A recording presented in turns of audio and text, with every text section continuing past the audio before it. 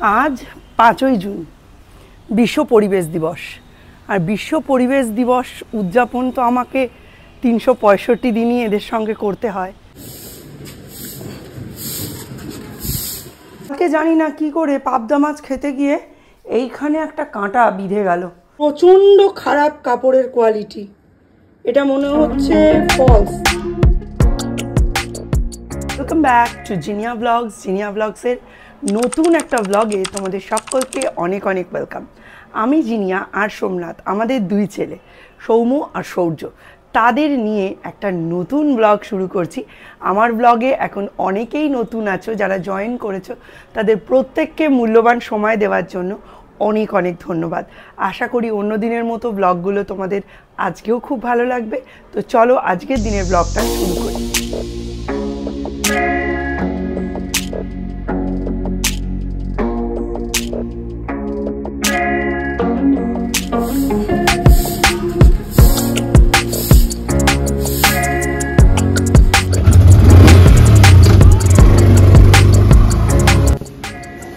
সকাল 7:30টায় উঠে 8টার মধ্যে সমস্ত জামা কাপড় কেচে 8:30টার মধ্যে সব শুকোতে দিয়ে দিয়েছি। এইগুলো আর ড্রায়ারে দিইনি, কিন্তু এই প্যান্টটার জন্য এই পোর্শনটা ড্রায়ারে দিয়েছিলাম। এটা ফার্স্ট হাফের মধ্যেই শুকিয়ে যাবে, এখনই প্রায় 60% 70% ড্রাই হয়ে গেছে। আর এটাতে এই দিকটা যেহেতু অনেক বেলা অবধি রোদ্দুর থাকে, এদিকটা থাক, এদিকেরটায় আর ড্রায়ারে দিইনি, আপনা আপনি শুকিয়ে যাবে। মিস্টার বিশ্বাস বেরিয়ে গেছেন, এবার সৌম্য বেরোবে। আজকে সৌম্যর 3টে পড়া, 11টা থেকে সুদীপ্ত স্যারের কাছে, 10টা থেকে ফিজিক্স, 5:30 থেকে অরিন্দম স্যারের কাছে বায়োলজি, আর তারপরে 8টা থেকে 11টা তুহিন স্যারের কাছে ম্যাথ। টুপি নিবি না? ফিরতে ফিরতে 12টা বাজবে। এসে টিফিন খাবি? ঠিক আছে, না তাহলে আমি সেরকম ব্যবস্থা রাখবো। এখন তো শুধু চা বিস্কুট খেলি, তাই আমার গলায় কাল রাত্রে পাবদার কাঁটা আটকেছে, এখন অবধি বেরোচ্ছে না। একটা হোমিওপ্যাথি ওষুধের নাম ডাক্তারবাবু বলল কি সাইলেন্সিয়া না টাইলেন্সিয়া, সেটা গিয়ে আনতে হবে। জলে মিশিয়ে খেলে নাকি গলে বেরিয়ে যাবে কাঁটা।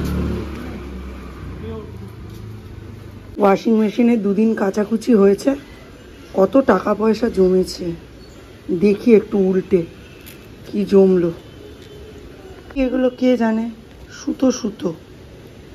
ভালো করে দাঁত মাজো, মানডে থেকে কিন্তু স্কুল শুরু, আর অনলি 4 ডেজ ছুটি। মনে থাকে জানো? প্রজেক্ট করেছো? হোমওয়ার্ক শেষ হয়েছে, প্রজেক্ট তো শেষ হয়নি। আজকে থেকে আমরা প্রজেক্ট করব, ঠিক আছে? Fruits and vegetables.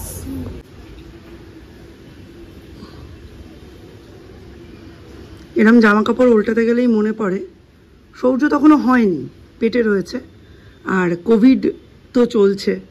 ওই সময় অনলাইনে জামা কাপড়গুলো এনে সমস্ত কিছু ডেটলে কেচে কেচে এইরকম রোদে শুকোতে দিতাম।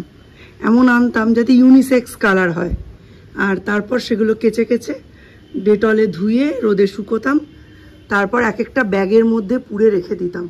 2 ছেলে বেরিয়ে যাওয়ার পর এই হচ্ছে আমার টেবিলের অবস্থা। এটাকে গুছাতে হবে, সারাদিন গোছানো হয়, সারাদিন একই অবস্থায় চলে আসে।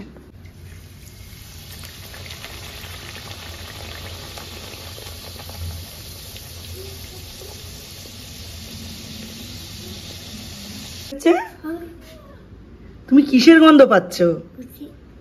তোমার এটা পছন্দ?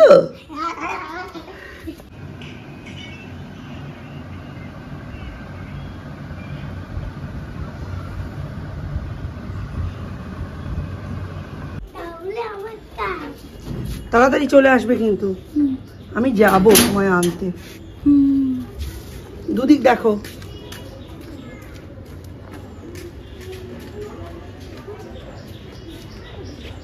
টাটা, দরজাটা দাও। আজকে জানি না কি করে পাবদা মাছ খেতে গিয়ে এইখানে একটা কাঁটা বিঁধে গেল। কত চেষ্টা করলাম, আলু সেদ্ধ খেলাম, কলা খেলাম, গলা ভাত খেলাম, পাউরুটি খেলাম, এমনকি অ্যাপেল সিডার ভিনিগার, পাতিলেবুর রস সব ট্রাই হয়ে গেল, কিন্তু এখনও অবধি কোনো স্বস্তি নেই। সকালে ব্রাশ দিয়ে একটু চেষ্টা করছিলাম, অনেকটা নিচে তো দেখছি ব্রাশের যে ব্রিসেলসগুলোর মাথায় ব্লাড আসছে। বেশি বিরক্ত করা উচিত হবে না বলেই আমার মনে হলো। এখন একজনের কাছ থেকে ওষুধের নাম নিয়েছি। ওষুধের নামটা স্পেলিংটা হয়তো একটু গড়বড় হতে পারে, সাইলেসিয়া 200 বা এরম কিছু নাম। আমাদের কাছাকাছি একটা হোমিওপ্যাথি ওষুধের দোকান আছে, ওখানে যাব, ওষুধটা কিনে আগে খাবো। মিস্টার বিশ্বাস বলেছেন এর পেছনে আমি 15 মিনিট টাইম দিয়েছি, ওষুধটা অবশ্যই কিনে খাবে। হাঁটতে হাঁটতে চলে এসেছি অনিলা ফার্মেসিতে। পাওয়ার হাউস মোড় থেকে একটুখানি এগোলেই অনিলা ফার্মেসি। এখানে একজন ডাক্তারবাবু বসেন, তার কাছ থেকে ওষুধটা নিয়ে নিলাম। এটা আসলে সিলিসিয়া, আর তার পাশেই ছিল একটা প্ল্যান্টারের দোকান। বুঝতেই পারছো, যে কাজেই যাই গাছ, টব, সার এসব দেখলে না আর মাথা ঠিক রাখতে পারি না, তাই প্ল্যান্টার বেস দুটো কিনে নিলাম। আমার যেন মনে হলো একটু বেশিই দাম নিল। ঠিক আছে, বাড়ির কাছে হাতের কাছে পেয়ে গেলাম। যে বাসন মাজা সাবান আর সর্ষের তেল, আর সে নিয়ে আয়। চকলেট ছাড়া আরও অনেক জিনিসপত্র ব্যাগে লুকিয়ে সৌম্য নিয়ে আসে, সেগুলো ওই হাতের লেখার কারণে আমি বুঝতে পারি না। মনে থাকে যেন, আর ভাইকে নিয়ে ফিরবি সে আমি জিজ্ঞেস করে নিচ্ছি। দেরি হয়ে গেল বন্ধুরা, করব অমলেট কারি, আর এদিকে আমার এই অবস্থা। এই যে ভাত আবার উদলে গেছে, তাড়াতাড়ি করে করি। গলাটা সুস্থ না থাকাতে না 100% দিতে পারছি না।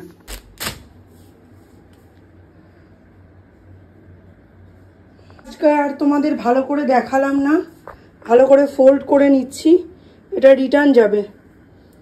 প্রচণ্ড খারাপ কাপড়ের কোয়ালিটি, এটা মনে হচ্ছে ফলস, মানে স্বাস্তির কাপড়ের কোয়ালিটি অত্যন্ত ভালো। এত খারাপ কোয়ালিটির আমি এখনও অবধি এদের ব্র্যান্ড থেকে পরিনি, আর আশা করছি এটা স্বাস্তির নয়ও, এটা সম্ভবত ফলস এসছে। যদিও স্বাস্তির ব্র্যান্ডিংয়ের সব কিছুই রয়েছে, কিন্তু আমার মনে হচ্ছে না। পার্টিকুলারলি এই জিনিসটা খুবই খারাপ, এটা রিটার্ন যাবে। বন্ধুরা শরীর ঠিক নাই, গলায় যা ব্যথা। এই হচ্ছে ডাল, এই বেগুন ভাজা, এইটুকু ভাত হচ্ছে কালকের, এটা রেখেছি। মাঝে মাঝে একটু ছোট্ট ছোট্ট গোল্লা করে করে গিলে দেখছি কাঁটাটা যায় কি না যায়। আর এইখানে এই যে নিয়ে রেখেছি Apple cedar vinegar, Apple cedar vinegar এইটুকু আর আছে। এই এক ছিপি করে গিলে মাঝে মধ্যে দেখছি ওই জায়গা দিয়ে নিয়ে গেলে মানে যায় কি না, কাঁটাটা গলে তো বেরিয়ে যেতে পারে। মানে মাংসটা যদি ওই জায়গায় একটু আলগা হয় ভিনিগারে, তাহলে কাঁটাটা আলগা হয়ে পড়ে যাবে।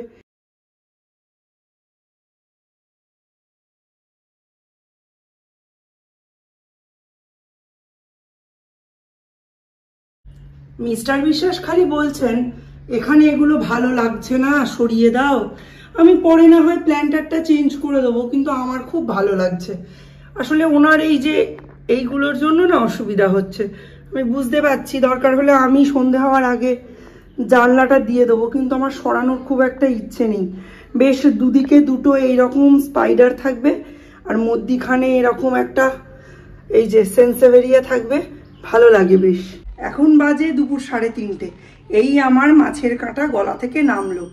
আলু, কলা, ভাত, লেবু, অ্যাপেল সিডার ভিনিগার কিচ্ছু বাদ দিইনি জানো।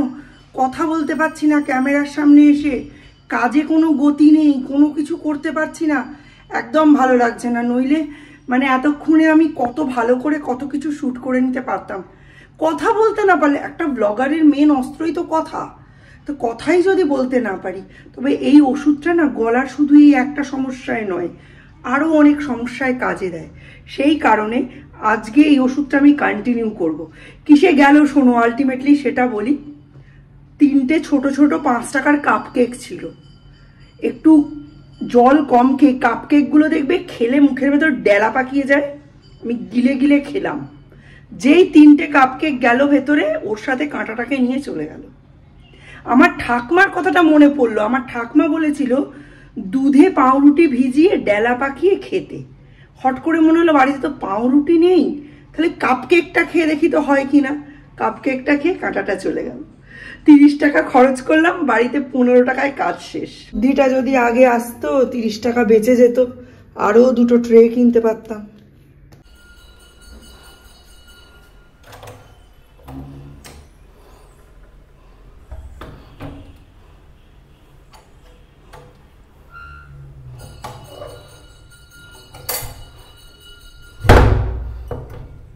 আজ 5ই জুন বিশ্ব পরিবেশ দিবস। আর বিশ্ব পরিবেশ দিবস উদযাপন তো আমাকে 365 দিনই এদের সঙ্গে করতে হয়, তাই সেটাই করছি। জল দিতে চলে এসেছি ছাদে। আজকে দুপুরে ঘুমোইনি, আজকে জল টল দিয়ে তারপর নামবো। সৌর্যকে একটু পড়াশুনো করাবো। আজ সকালে সৌর্যকে নিয়ে পড়তেই বসা হয়নি, গলার যা অবস্থা, কি করে পড়াবো বলো। চলো জল টল দিই, তারপর নিচে নামবো। কালকে সন্ধেবেলায় জল দিয়েছি, ভাবলাম এতে হয়ে যাবে। গাছের অবস্থা দেখো, আর ফুলেরও অবস্থা দেখো, কি অবস্থা। এক বেলার রোদে, এইরম কড়কড়ে রোদে ভালো করে জল দিয়ে আগে দাঁড়াও। এক বেলা জল না পেলে গাছের কি অবস্থা হয়, প্রতিটা গাছ মরণাপন্ন পুরো। কারণ বেশ কটা টব তো নিচেও চলে গেছে, আর সুবিধাও হয়েছে জল টল দিতে। এরপর আর চিন্তা নেই, এরপর তো আস্তে আস্তে বর্ষা নেমে যাবে। আজকে সৌম্যদের সুদীপ্ত স্যার সকালবেলা ফিজিক্স পরীক্ষা নিয়েছে। আমাকে সব বলছে, খুব হাসছে সে। আমি আজ কি হলো, তো হাসছে কেন? বলছে এটা হেভি মজার ঘটনা ঘটেছে। আচ্ছা কি বলছে? স্যার তো পরীক্ষা নিলেন, আমি কত পেয়েছি শুনবে? আমি তো খুব উৎসাহিত, কত পেয়েছে, পরীক্ষা দিয়েছে। বলছে মা আমি 3 পেয়েছি। কি 3? কততে পরীক্ষা? বলছে 16তে 3 পেয়েছি। কি কি অবস্থা, এরকম কেন পেয়েছিস? বলছে হাইয়েস্ট 5 উঠেছে, সুপ্রিয় পেয়েছে 5, আর কেউ ভালো নম্বর পায়নি মা। সৌনক 4, আমি 3, আর বাকি সব 1, 2, 0, কেউ কেউ আবার মাইনাসেও রান করেছে। আমি বলছি তুই আমাকে বল ক্যামেরার সামনেই কথাটা। বলছে আমার বন্ধুরা আমায় খুব মারবে যদি নামগুলো বলে দিই। আমার থেকে বেশিগুলো ওই জন্য বললাম, কমগুলো আর বললাম না। আমার 2-1জন বন্ধুবান্ধব আমার দেখে অঙ্ক করছিল, ওই জন্য স্যার তাদের নম্বর কেটে -1, -2 করে দিয়েছে।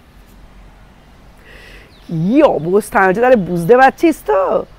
ক্লাস 11 এত ইজি ব্যাপার না, 10-এর মতো ব্যাপার না যে স্টেজে মেকআপ দিয়ে দেবো, এইসব হয় না। বলছি মা আমি কোনোদিন 3 পাইনি। আমি মনে মনে ভাবছি তাও তো 16-এ 3, আমি তো ভেবেছি 100-এ 3, তাহলে কি হবে আমার? ওর বাবাকে কি করে বলবো? তবে এই জিনিসটা খুবই মানে প্রেজ করার মতো। সৌম্য যতই নম্বর পাক, যাই পাক, বাড়িতে কোনোদিন লুকায় না, প্রত্যেকবার এসে আমাকে বলবে মা এটা পেয়েছি। ও জানে যে আমি অযৌক্তিক কিছু বলবো না, কারণ আমি আমার ছোটোবেলার ক্লাস 11-এ আমি বয়েজ স্কুলে রামনাথ বাবুর কাছে পড়তাম। তো ফিজিক্স প্রথম দিন গেছি, থার্মোডাইনামিক্স যখন পড়াচ্ছে আমি ভাবছি এ কোথায় এসে পড়লাম, এর সাথে তো ক্লাস 10-এর পড়াশুনোর কোনো মিলই নেই, মানে কিছুই বুঝতে পারছি না। এখন বুঝতে পারছি পড়ানোর টেকনিকটা একটু মানে গড়বড় ছিল। আমি তো অ্যাকচুয়ালি সায়েন্সের মেয়ে ছিলাম না, মানে খুব কষ্ট করে 62% মার্কস আমি পেয়েছিলাম উচ্চ মাধ্যমিকে। সেটার জন্য অনেক খাটনি ছিল আমার পেছনে, মানে এইটা পাওয়ার পেছনে প্রচুর খাটনি ছিল। কিন্তু তার আগে যে ফিজিক্স শুরু করার আগে ক্যালকুলাস, ডিফারেন্সিয়েশন এইসব যে জানতে হয়, অঙ্কের সিলেবাস আসার আগেই যে বেশ খানিকটা অঙ্কের চ্যাপ্টার্স করে নিতে হয় যাতে ফিজিক্স করতে সুবিধা হয়, ম্যাথামেটিক্যাল পোর্শন জানতামই না। বাবা বলেছে সায়েন্স নিতে, সায়েন্স নিয়ে নিতাম, কিন্তু তার জন্য কি করতে হবে, কোন টিচার সেই ওয়েতে পড়াবে, বাবা মারাও জানার চেষ্টা করতো না, আমরাও জানার চেষ্টা করতাম না। তাই ভাবি মানে দিনকাল কেমন বদলায়। যাই হোক, গাছে জল দিলাম, মাধবীলতাটায় ভালো ফুল এসেছে। এই আমার জল দেওয়ার গন্ডগোলের জন্য জানো তো গাছের গন্ডগোল হয়। বিশ্ব পরিবেশ দিবস আজকে প্রত্যেকে খুব ভালো করো, এবং আজকে রাত্রিরেই অমাবস্যা লাগবে। কালকে হচ্ছে ফলহারিণী অমাবস্যা। সন্ধেবেলা এই সময়টায় ছাতে আসলে খুব ভালো লাগে, কিন্তু এই সময়টা তো ম্যাক্সিমাম দিন ঘুমিয়েই কাটিয়ে দিয়ে। যে সৌম্য আজকে পড়তে গেছে, আগের সপ্তাহে দেখেছো না চায়ের কাপ নিয়ে উঠেছিলাম, আজকে একটু আগে ম্যাগি খেলাম, এতক্ষণে আমার গলাটা শান্তি পেলো জানো। ওষুধটা চালাবো, ওষুধটা খুব ভালো। তবে আমি যেটা বুঝলাম সেটা হচ্ছে আলটিমেটলি আমার ঠাকমার টোটকাটাই মিলল। ওই কাপকে খেয়ে ফেললাম, কাঁটা চলে গেল। ওই মিস্টার বিশ্বাস বললাম না সকালবেলা যে 15 মিনিট সময় দিয়েছি, ওষুধটা অবশ্যই কিনে এনে খাবে। ভগবান একটা ইঙ্গিত কিন্তু দেয়, 15 মিনিট না, 15 টাকা। 15 টাকার কাপ কেক খেয়ে গলার কাঁটা নেমে গেল।